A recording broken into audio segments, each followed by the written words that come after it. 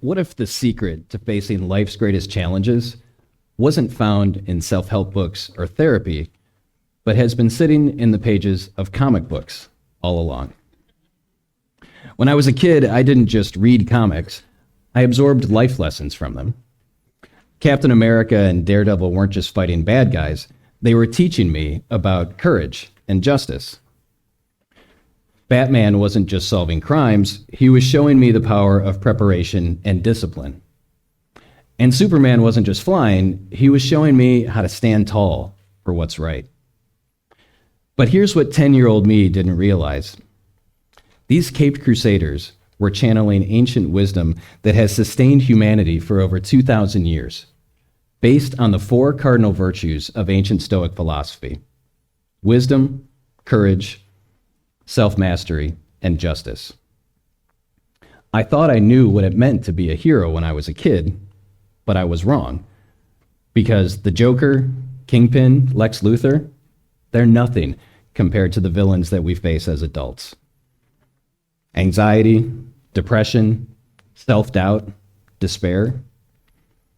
I learned this firsthand when, despite looking like a superhero on the outside, happy marriage, awesome kids, successful business, I suffered a nervous breakdown 9 years ago and was diagnosed with anxiety, depression, and obsessive compulsive disorder. Managing these mental health issues would take more than a radioactive spider bite or a super soldier serum. It would take the combined wisdom of the heroes of my youth together with modern positive psychology to help me discover what I'm going to share with you today: how to unmask the everyday hero that exists within each of us. Every great story follows the same pattern. Joseph Campbell called this the hero's journey, a narrative blueprint where an ordinary person is called to adventure, faces trials, meets mentors and allies, slays dragons, transforms through struggle, and returns changed. It's not just the structure of great myths and movies, it's the structure of a meaningful life. Take Spider-Man. Peter Parker wasn't born extraordinary. He was a nerdy teenager dealing with bullies and crushes until fate stepped in with a radioactive spider bite. And his journey really began with the death of his Uncle Ben. In those immortal words, "With great power comes great responsibility." What makes Spider-Man compelling isn't his ability to climb walls, it's watching him struggle with the weight of responsibility. Balancing 2 worlds, falling and rising again. Sound familiar? It should, because we're all Peter Parker in some way, navigating our identities and responsibilities, trying to be the best versions of ourselves despite our limitations. One of my first hero's journeys didn't involve radioactive spiders, just business loans and a lot of courage. In 2003, I transformed my lifelong passion for comics into my own comic shop. I had my call to adventure, my mentors who showed me the way, my allies who supported my dream, and plenty of dragons to slay in the form of financial challenges, market shifts, and a global pandemic. Years later, during my breakdown, I started another hero's journey, one that I didn't choose. Once again, I needed guides, this time doctors and authors who specialized in anxiety and positive psychology. Once again, I faced dragons, not supervillains, but the intrusive thoughts that had held me captive for years. See, here's the thing about the hero's journey. It's not a one-time trip. You don't go on a single quest and then live happily ever after. We're constantly being called to new adventures, new challenges, and new opportunities for growth. Heroes don't avoid these challenges, they embrace them as opportunities to develop the very virtues the Stoics celebrated. Wisdom to figure out our path, courage to face our fears, self-mastery to build our confidence, and justice to serve something greater than ourselves. So I'll ask you, what hero's journey are you on right now? What adventure are you being called to? What challenges will you face? And most importantly, who will you become in the process? When most people hear the word philosophy, they picture old guys in togas debating abstract concepts that have no bearing on reality. But the Stoics, they were the original life hackers. Imagine Seneca, a Roman statesman and playwright, navigating the deadly politics of Nero's court while teaching others how to remain calm in chaos. Picture Epictetus, who spent the first 30 years of his life as a slave, rising to become one of history's most influential teachers. And then there's Marcus Aurelius, the Emperor of Rome, writing his philosophical reflections by candlelight in military camps, in between leading his armies into battle. These weren't ivory tower intellectuals. They were people dealing with real-world problems: political intrigue, physical suffering, war, plague, and the constant uncertainties of life in the ancient world. Stoicism wasn't created as an academic exercise. It was battlefield philosophy, practical wisdom for navigating life's hardest moments. And its basic premise is deceptively simple. There are things you can control and things you can't. True power comes from focusing your energy only on the things you can control: your judgments, actions, and responses. Everything else, let it go. This distinction helped me during my breakdown. I couldn't control the intrusive thoughts running through my head, but I could control my response to them. I couldn't eliminate my anxiety overnight, but I could control the daily practices that would help me keep it in check. The Stoics weren't emotionless robots, as they're often misrepresented. They experienced fear, grief, and joy just like we do. But what set them apart was their ability to experience these emotions without being controlled by them. Think of Batman processing his grief over the death of his parents, not by eliminating his pain, but by channeling it toward a greater purpose. This is Stoicism's superpower: to transform obstacles into opportunities, to find meaning in suffering, and to maintain inner freedom regardless of external circumstances.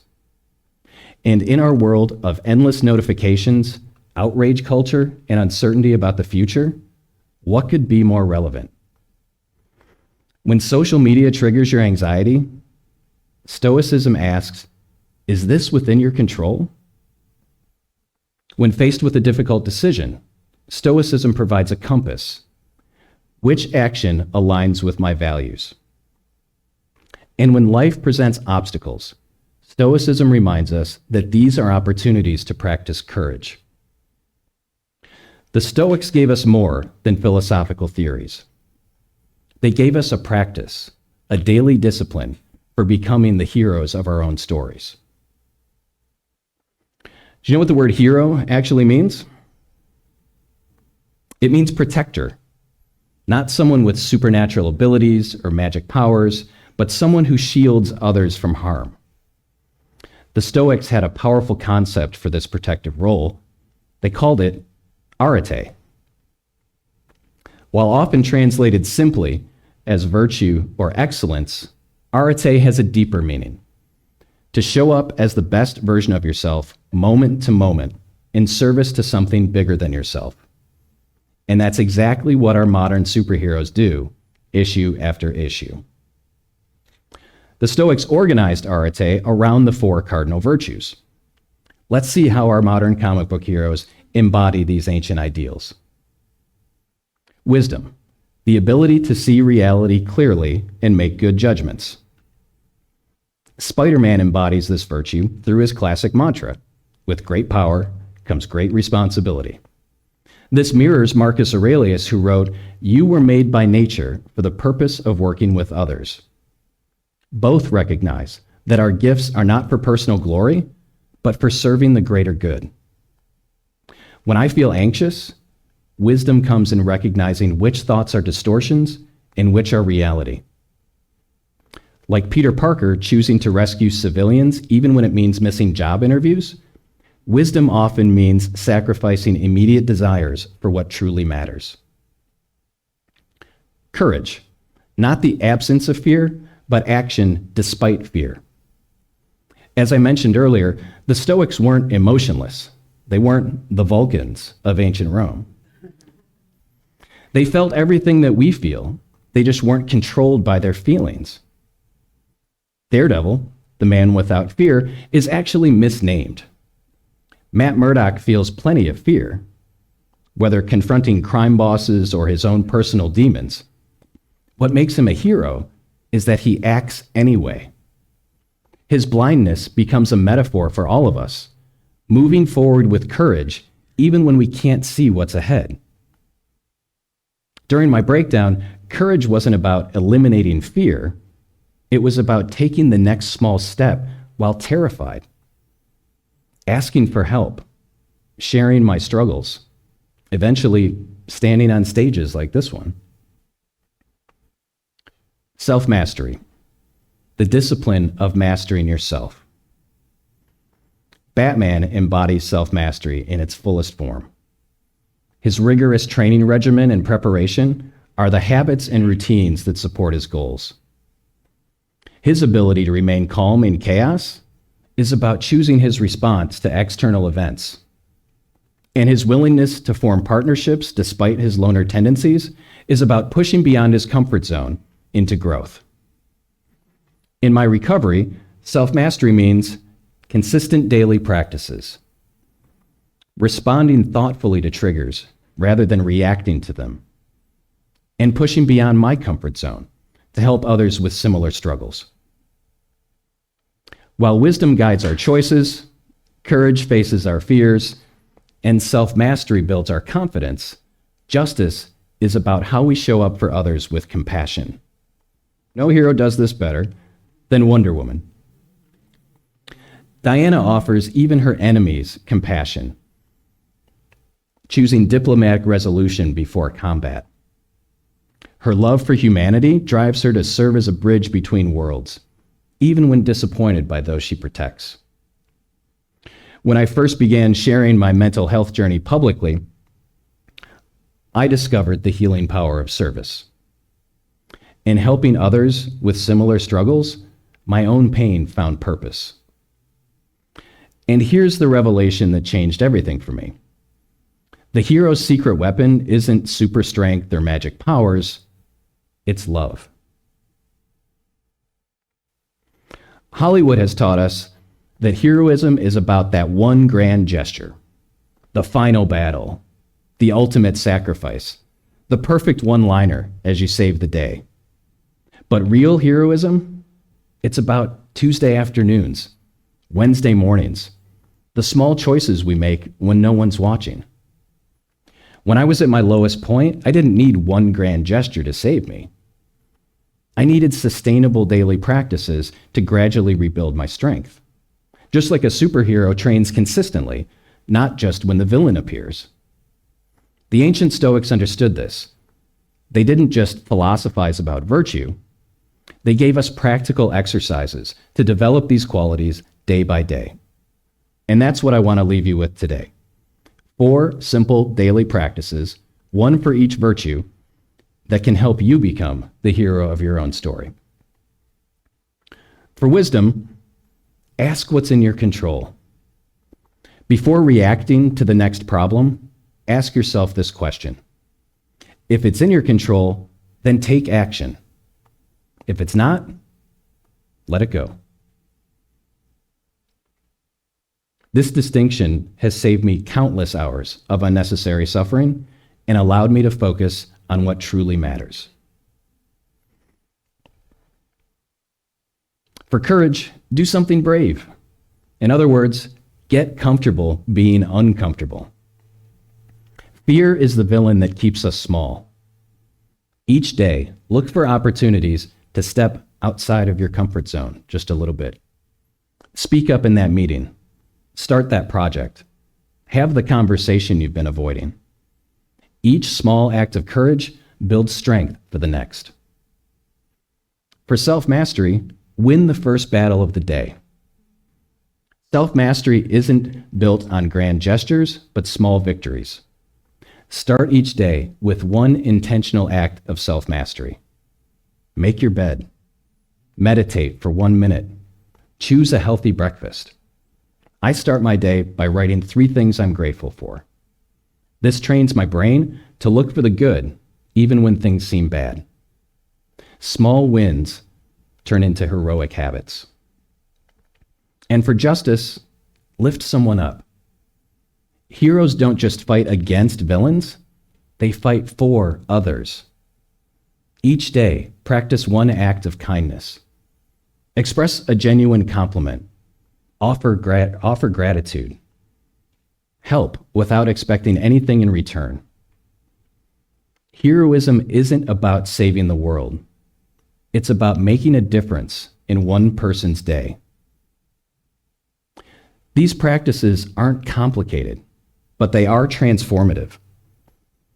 They don't require superpowers, just consistency.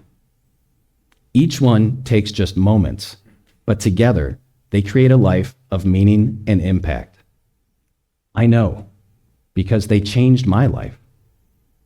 I went from being afraid and imagining worst-case scenarios because of my anxiety to standing here today, sharing my story with you. The ancient Stoics and modern superheroes both agree that heroism isn't something you are, it's something you practice, day by day, choice by choice. So tomorrow, when you wake up, remember, this is your origin story. Ask what's in your control. Do something brave. Win the first battle. Lift someone up. Stop dreaming of becoming a hero and take action, because you are the hero of your own story. Thank you.